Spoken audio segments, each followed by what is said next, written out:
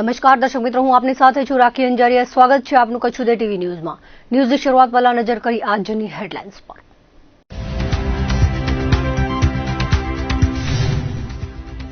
કચ્છમાં ફરી ધુમ્મસીયો માહોલ છવાયો. ડંખીલા વાયરાના પગલે ઠંડીમાં નોંધાયો વધારો. કડકડતી ઠંડીથી કચ્છવાસીઓનું જનજીવન થયું પ્રભાવિત. ભુજ ખાતેથી તાલુકા કલા મહાકુંભનો કરાયો પ્રારંભ. 16 ઇવેન્ટમાં 842 ખેલાડીઓ લઈ રહ્યા છે ભાગ. અલગ અલગ કૃતિઓમાં રજૂ કરશે પોતાની કલા. કચ્છના પ્રવાસન સ્થળો પર ઉમટી પડ્યા પ્રવાસીઓ. ભુજમાં જોવાલાયક સ્થળોએ સહેલાણીઓની લાગી ભીડ. કચ્છ નિહાળી ટુરિસ્ટો થયા અભિભૂત. કચ્છમાં અકસ્માતે 4 લોકોના અકાળે મોત થયા હતા, જેમાં ગાંધીધામમાં ટાગો રોડ પર અકસ્માતનો બનાવ બન્યો હતો, જેમાં એક યુવાનનું મોત થયું હતું. ફરિયાદી મૂળ નેપાળના, હાલે મહારાષ્ટ્રમાં રહેતા ભરત રંગેભૂલના જણાવ્યા મુજબ તેમના ભાઈ દેવ બહાદુર સાયકલ હાથમાં ઉપાડી રોડ ક્રોસ કરતા હતા, ત્યારે આરોપી બાઇકના ચાલકે દેવ બહાદુરને ટક્કર મારી હતી, જેમાં ગંભીર ઇજાઓ થવાના કારણે મોત થયું હતું, જેથી ગુનો દાખલ કરવામાં આવતા તપાસ હાથ ધરાઈ છે. આ તરફ અંજાર ગળપાદર હાઈવે પર અકસ્માત થયો હતો. ફરિયાદી મૂળ જામનગરના, હાલે મુન્દ્રામાં રહેતા યુવરાજસિંહ ઝાલાના જણાવ્યા મુજબ તેમની જયશક્તિ રોડ લાયન્સના ટ્રેલરના ડ્રાઈવર મૂળ રાજસ્થાનના ચંપારામ સિયોલે પોતાનું ટ્રેલર પૂર ઝડપે ચલાવી અંજાર ગળપાદર હાઈવે પર આગળ જતા ટ્રેલરમાં ભટકાવ્યો હતો, જેમાં પોતાની ગંભીર ઇજાઓ થતા મોત થયું હતું, જે અંગે અંજાર પોલીસમાં ગુનો દાખલ કરવામાં આવ્યો છે. દરમિયાન આદિપુર પોલીસ સ્ટેશનેથી મળેલી વિગતો મુજબ મૂળ રાપરના, હાલે કારગો ઝુંપડપટ્ટી આદિપુરમાં રહેતા 22 વર્ષીય મહેશ રબારી બેભાન અવસ્થામાં મળી આવ્યા હતા, જેઓને રામબાગ હોસ્પિટલમાં લઈ જતા તબીબે મૃત જાહેર કર્યા હતા. ભુજ ખાવડા રોડ પર લોરિયા ચેકપોસ્ટ પાસે અકસ્માતનો બનાવ બન્યો હતો, જેમાં યુવાનનું મોત થયું હતું. હોસ્પિટલ ચોકીએથી મળેલી વિગતો મુજબ લોરિયા ચેકપોસ્ટથી આગળ વેકરિયાના રણ નજીક બનાવ બન્યો હતો. હતોવગી નારાયણ પર પસાયતી ગામના 24 વર્ષીય હિતેશ મહેશ્વરી બાઇક લઈને નોકરીએ જતા હતા. એ દરમિયાન ટ્રેલર ચાલકે ટક્કર મારી હતી, જેમાં ગંભીર ઇજાઓના કારણે ઘટના સ્થળે જ યુવાનનું મોત થયું હતું. બનાવની જાણ થતાં માધાપર પોલીસ સ્થળ પર પહોંચી હતી અને ગુનો દાખલ કરવાની તજવીજ હાથ ધરી હતી. ગાંધીધામના પીએસએલ કાર્ગો વિસ્તારમાં વોચમાં રહેલી એસઓજીએ વધુ એક બોગસ ડોક્ટર ઝડપી પાડ્યો હતો. આ અંગેની વિગતો મુજબ પીએસએલ કાર્ગો ઝુંપડા વિસ્તારમાં ઓમકાર ક્લિનિકમાં દરોડો પાડવામાં આવ્યો હતો. મૂળ મધ્યપ્રદેશના, હાલે વરસામેડીમાં રહેતા સતીશ પૂર્ણમાસી પ્રસાદ સહાની પાસે ડોક્ટર તરીકેના કોઈ આધાર પુરાવા મળી આવ્યા ન હતા. દવાખાનામાંથી પોલીસે દવાઓ, બાટા, ઇન્જેક્શન, સિરપ વગેરે મળી 2,03,532નો મુદ્દામાલ કબજે કર્યો હતો અને આરોપી સામે ધ મેડિકલ પ્રેક્ટિસ એક્ટની કલમ મુજબ ગુનો દાખલ કર્યો હતો. પૂર્વ કચ્છમાં અવારનવાર ઔદ્યોગિક વિસ્તારોમાં એસઓજી દ્વારા બોગસ ડોક્ટરને ઝડપી લેવામાં આવે છે, પરંતુ પશ્ચિમ કચ્છમાં આવી કોઈ કાર્યવાહી થતી નથી, જેથી અનેક સવાલ ઉભા થઈ રહ્યા છે. કચ્છના પરંપરાગત જંગલી વૃક્ષો જેવા કે ખીજડો, ખેર, ગુગળ, પિલ્લુડી, થોર, ખાખરા, આવળ, હરુ કે આંબલી જેવા વૃક્ષોનું કોલસા માટે મોટા પાયે નિકંદન નીકળી ગયું છે. ગાંડા બાવળમાંથી કોલસો બનાવવા રાજ્ય સરકારે આપેલી મંજૂરી પાછી ખેંચી પ્રથા અમલી બનાવવામાં આવી છે, પરંતુ કોલસાના કારોબારમાં ધીંગી આવક થતી હોવાથી ગેરકાયદેસર કોલસો પાડવાની પ્રવૃત્તિમાં ઉછાળો આવ્યો છે. ભૌગોલિક દ્રષ્ટિએ વિશાળ એવા કચ્છ જિલ્લાના અંતરિયાળ ગામોમાં કોલસો બનાવવાનો કારોબાર હજુ શમ્યો નથી.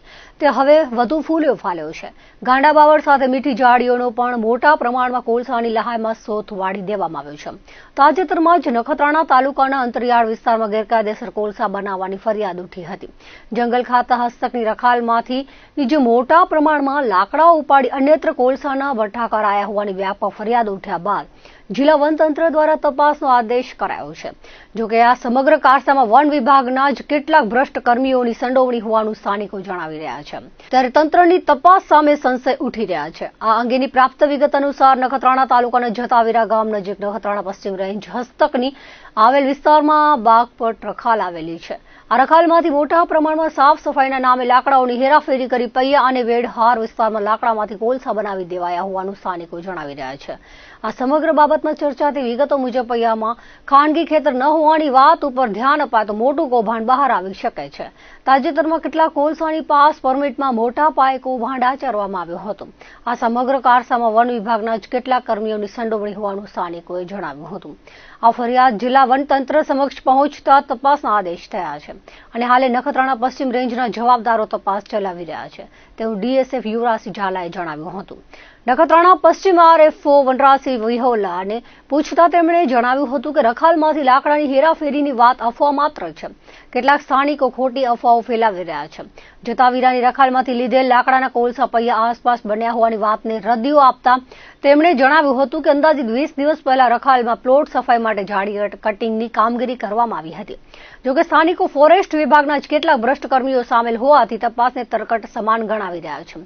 ઉલ્લેખનીય છે કે રખાલમાં સાફ સફાઈની કામ માટે નિયમ અનુસાર ટેન્ડર પ્રક્રિયા હાથ ધરવી પડે છે અને સફાઈ દરમિયાન કટિંગ કરવામાં આવેલ ઝાડીઓનું હરાજી કરીને વેચાણ કરવાનું રહે છે. પરંતુ અહીં સરકારી નિયમોનું અનદેખી કરાઈ હોવાની વાત ઉઠી રહી છે.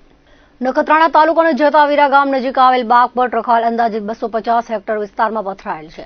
આ રખાલની સાફ સફાઈ માટે અંદાજે 1 મહિનાથી વધુ JCB મારફતે ઝાડી કટિંગની કામગીરી કરવામાં આવી હતી. બાવળની સફાઈ માટે ટેન્ડર જેવી કોઈ પણ પ્રક્રિયા કર્યા વગર બારોબાર લાકડાનો વ્યવહાર થઈ ગયો હોવાનું સ્થાનિકોમાં ચર્ચા રહ્યું છે. દુર્ઘટના પછી જાગવાની ગુજરાત સરકારની આદત રહી છે. એ પ્રમાણે રાજકોટમાં અગ્નિકાંડ થયા બાદ વિવિધ સ્થળોએ નવા નિયમો લાગુ કરાઈ રહ્યા છે. હાલમાં 31st નજીક છે. આમ તો મહાનગરોમાં પાર્ટીઓ થતી હોય છે. કચ્છમાં ચલણ ઓછું છે, પરંતુ અમુક રિસોર્ટમાં પાર્ટી થાય છે અને તેના જાહેરમાં પાસ પણ વેચાતા હોય છે. ત્યારે મંજૂરી લેવા માટે નિયમો કડક બનાવાયા છે, પરંતુ મંજૂરી વગર જેની પાર્ટી કરવી છે તેને કોઈ નિયમો લાગુ પડતા નથી. આ અંગેની વિગતો મુજબ દર વખતે ક્રિસમસથી 31st સુધી પોલીસ દ્વારા ચેકિંગના તાયફા કરવામાં આવતા હોય છે. પોલીસનો દાવો હોય છે કે નાકાબંધી, પોઈન્ટ પેટ્રોલિંગ, વાહન ચેકિંગ અને કોમ્બિંગ વધાર્યું છે. ઉપરાંત બ્રેથ એનાલાઇઝર સાથે પોલીસ અધિકારી કર્મચારી બંદોબસ્તમાં રહેશે. આ સિવાય રોમિયોને પકડવા માટે ડાન્સ પાર્ટીના સ્થળે સી ટીમ ખાનગી કપડામાં તહેનાત રહેશે. કોઈ અનિચ્છનીય બનાવ ન બને તે માટે પોલીસ રોજે રોજ કોમ્બિંગ, વાહન ચેકિંગ કરી રહી છે. જ્યારે 31મીએ દારૂ કે ડ્રગ્સનો નશો કરીને ઘરની બહાર નીકળનાર કોઈ પણ વ્યક્તિને છોડવામાં આવશે નહીં.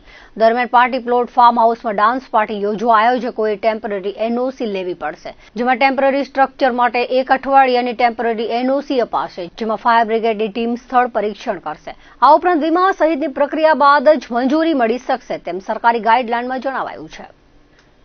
સાયક્લોનિક સર્ક્યુલેશન અને પશ્ચિમી વિક્ષોભની અસર તળે કચ્છ સહિત રાજ્યમાં કમોસમી વરસાદની આગાહી વચ્ચે આજે સવારથી કચ્છના જુદા જુદા વિસ્તારોમાં ફરી ધાબોળિયો માહોલ છવાયો છે.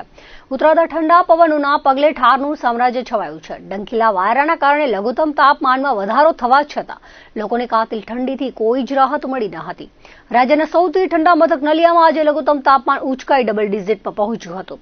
નલિયાનું ન્યૂનતમ તાપમાન 10.5, ભુજનું 12.8 અને કંડલાનું 15.1 ડિગ્રી નોંધાયું હતું.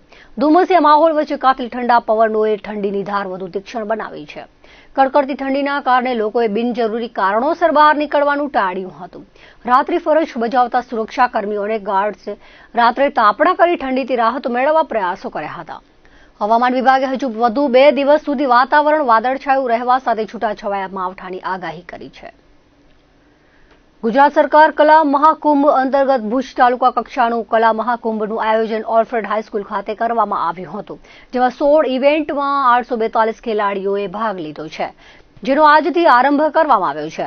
આ અંગેની વિગતો આપતા ઓલ્ફ્રેડ હાઈસ્કૂલના પ્રિન્સિપાલ દિવ્યરાજસિંહ જાડેજાએ જણાવ્યું હતું કે આ કાર્યક્રમ રમતગમત કચેરી દ્વારા ગોઠવવામાં આવ્યો છે, જેમાં 16 અલગ અલગ કૃતિઓમાં રાસ ગરબા, લોકનૃત્ય, કથક ચિત્ર, એકાંકી, એકપાત્રી અભિનય, નિબંધ સહિતની સ્પર્ધામાં 842 વિદ્યાર્થીઓ ભાગ લીધો છે, જેમાં વય મર્યાદામાં 9 થી 14 વયના બાળકો, 14 થી 35 અને 60 વર્ષથી ઉપરના લોકોએ ભાગ લીધો છે. ભુજ તાલુકા કલા મહાકુંભનું આયોજન ઓલ્ફ્રેડ હાઈસ્કૂલ ભુજ ખાતે કરવામાં આવેલું છે. ગુજરાત સરકારનું કલા મહાકુંભ અંતર્ગત 4 વય જૂથની અંદર આ કાર્યક્રમનું આયોજન થયું છે, જેમાંથી 9 થી 14 વર્ષના બાળકો, 14 થી 35 વર્ષ, 35 થી 60 વર્ષ અને 60 થી અબવ ઉપરના ઉંમરના જે કર્મચારી અથવા તો પાર્ટિસિપન્ટ રહે આમાં ભાગ લઈ શકે છે.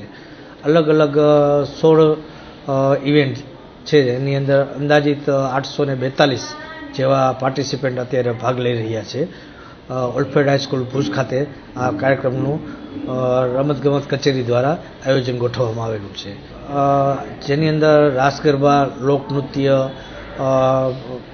કથક, એ સિવાય નિબંધ, ચિત્ર જેવી અલગ અલગ એકાંકી, એકપાત્રી અભિનય જેવી 16 અલગ અલગ કૃતિઓની અંદર 52 તાલુકા અને જિલ્લાઓની 52 શાળાઓએ ના 800થી વધારે પાર્ટિસિપન્ટે આમાં ભાગ લીધેલો છે. હું શ્રી માતૃછાયા કન્યા વિદ્યાલયમાંથી કલા મહાકુંભમાં ભાગ લેવા ઓલ્ફેડ હાઈસ્કૂલમાં આવી છું. મારી ઉંમર 10 વર્ષ છે અને આજે હું લોકનૃત્યની રજૂઆત કરીશ.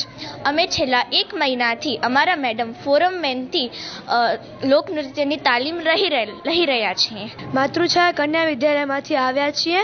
અમારી ઉંમર 6 થી 14 વર્ષની છે. અમે ગરબાની કૃતિ માટે આવ્યા છીએ. અમારા માર્ગદર્શિકા શ્રી જિજ્ઞાબેન મોઢ. પૂર્વ વડાપ્રધાન અટલ બિહારી વાજપેયીની જન્મ જયંતિ નિમિત્તે સુશાસન સપ્તાહની ઉજવણી કરાઈ હતી, જે અંતર્ગત નખત્રાણા પોલીસ સ્ટેશન અને મોટા અંગિયા ગ્રામ પંચાયત દ્વારા કાર્યક્રમ યોજાયો હતો, જેમાં સાયબર ક્રાઇમ અને સાયબર એરેસ્ટ અંગે માહિતી અને માર્ગદર્શન આપવામાં આવ્યું હતું. ટેકનોલોજીના યુગ અને સોશિયલ મીડિયાના સમયમાં નાણાકીય છેતરપિંડી તેમજ બ્લેકમેલિંગ જેવી ઘટનાઓ વધતી જાય છે. આવા સમયે સરકાર દ્વારા કાર્યરત હેલ્પલાઇન નંબર તેમજ નજીકના પોલીસ સ્ટેશનનો સંપર્ક કરવા જણાવ્યું હતું. સાથે મોબાઈલમાં બિનજરૂરી એપ્લિકેશન અને અજાણ્યા લોકોથી સંપર્ક ન કરવા સલાહ આપી હતી. પીઆઈ મકવાણાના માર્ગદર્શન હેઠળ આરડી બગડિયા તેમજ મુકેશભાઈ મોદીએ માહિતી અને માર્ગદર્શન આપ્યું હતું. સરપંચ ઇકબાલ ગાચી દ્વારા આવી ઘટનાઓમાં તાત્કાલિક પંચાયત કે પોલીસનો સંપર્ક કરવા તેમજ બાળકોને મોબાઈલથી દૂર રાખવા અનુરોધ કર્યો હતો.